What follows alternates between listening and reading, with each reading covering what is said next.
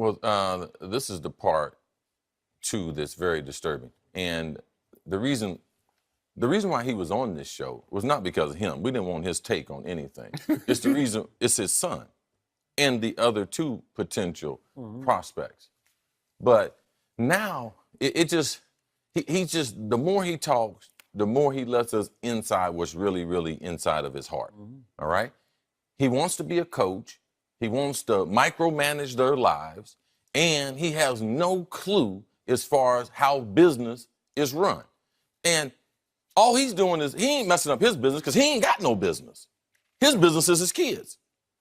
So now how do I market the kids?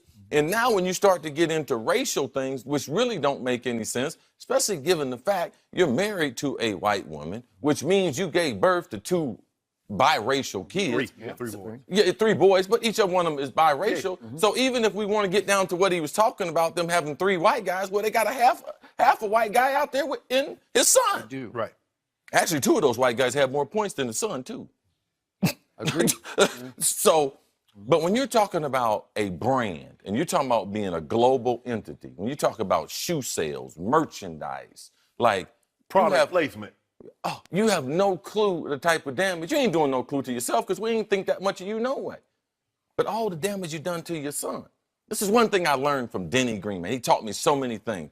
But he said, Cris, every athlete is in business for himself. He said, Cris, put your name and put ink on the end of it, and that's your business. That's your brand. Yep. You're going to control how much money you make. So control your image, because if not, your image will control your brand. And I always learned from that, and I always kept going on that. And the BBB, Big Ballers brand, like this ain't going nowhere without Caucasians buying T-shirts, hats, everything. Like, got to cross over. Like he's got no clue, and this is really how he feels. Like this is not going to be a retraction. Like we've met with him, we've talked to him. Like this is really the way he feels. He hasn't retracted anything yet. No, absolutely He not. said he doesn't apologize for anything that he said. And it's going to affect the kid's career. One, if he's going to be the agent. No, they hired an agent. All right. Well, thank God, because I knew I didn't think he could pass that test, because there is a test that you have to become an agent. But it just presents more problems, and what it does, it muddies the water for his son, who's a great prospect, and he can't say anything. The reason why? Because that's his dad. That's exactly right. That's his dad, and his dad has put him in a position where he thinks he's getting drafted.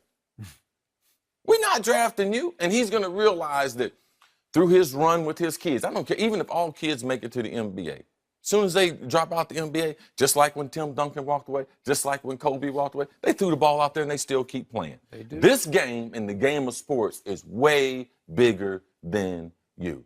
So I think that he's made some vital mistakes. Are these things that are correctable? This is not the kid saying them. This is the dad. Yeah, you don't. But it's going to affect the kid, and it's going to affect the kid's business.